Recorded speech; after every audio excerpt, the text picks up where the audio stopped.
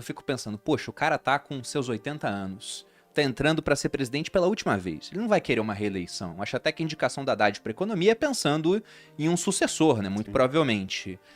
Eu Ele já tá, acho que né? ele não larga o osso, não. Eu Se ele acho que estiver larga, vivo, eu ele acho que segue lá. larga.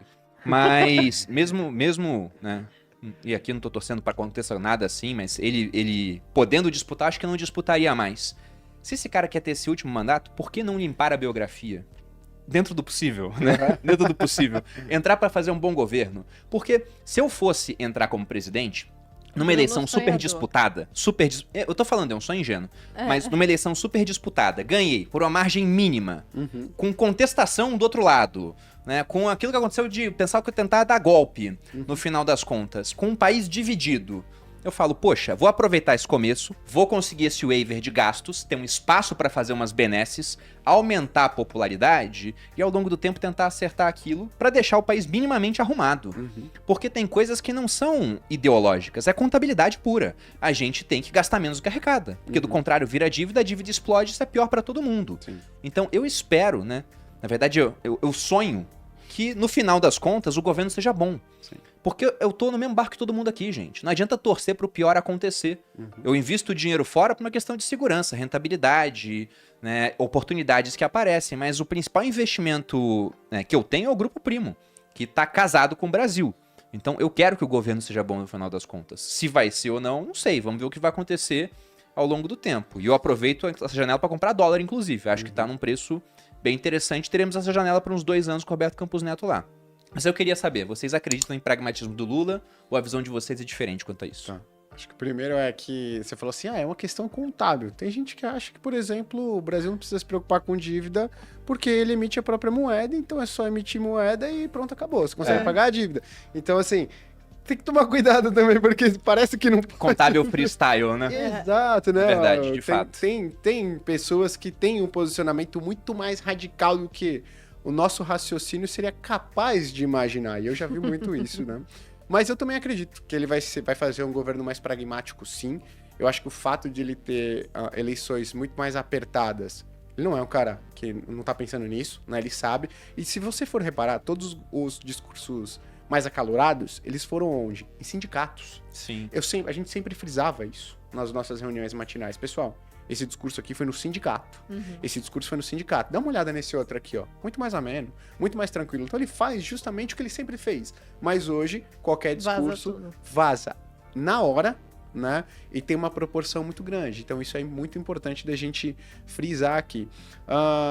Então eu acho que sim, ele vai fazer um governo pragmático. Eu não acho que ele vai, aumentar os gastos como o governo Dilma fez, até porque ele teve 2 mandatos para fazer isso e não fez. Né, eu digo no sentido muito, tá? Digo no sentido, aumentar a dívida pública em 20 pontos percentuais em 2 governos. Eu não acho que vai acontecer isso, porque ele não fez, nem no primeiro, nem no segundo. O primeiro estava muito no começo, no segundo não estava. Começou a piorar, mas de fato você viu uma estabilidade da dívida pública em 50%.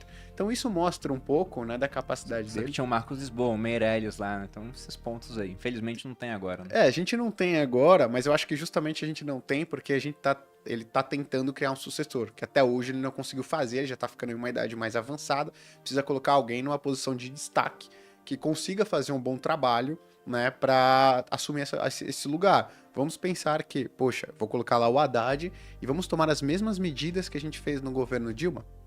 Você vai criar um sucessor de quê? Né? Então, então eu acho que sim, ele vai ter uma postura mais pragmática.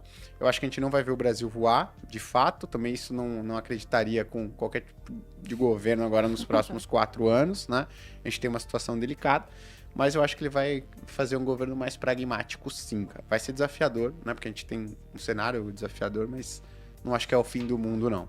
Mas você é PT, né, Gui? Do Arraiz aí. Qual a sua opinião, Arraiz? Não, até pra não vou nem me estender muito, porque eu vou repetir que eu tenho a concordar muito com o que vocês colocaram. E também, como o Bruno, tem muita coisa que às vezes eu me pego... Será que não é um desejo grande de que isso realmente aconteça? O meu é muito mais desejo do que qualquer coisa. A Nádia comentou aqui, Bruno, você é um sonhador.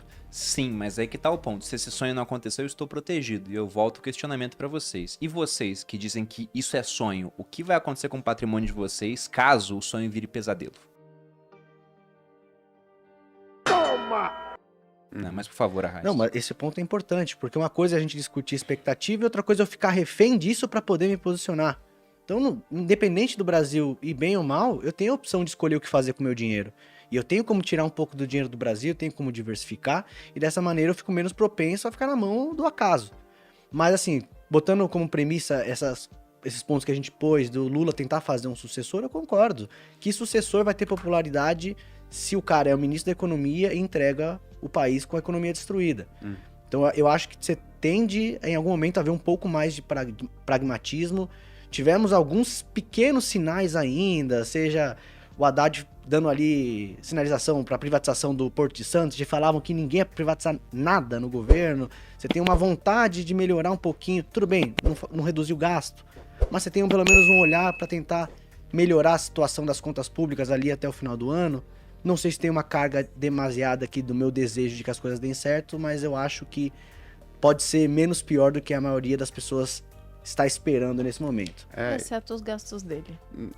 Vou deixar no ar aí. Só pra causar uma polêmica no final, né? Mas eu acho que eu não acho que ele vai também se candidatar à reeleição.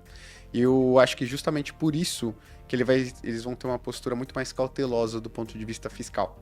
Porque se você for muito agressivo do ponto de vista fiscal, a deterioração dos indicadores econômicos, né, e o que pega muito em termos de popularidade, a inflação, ela pode vir de uma maneira muito rápida.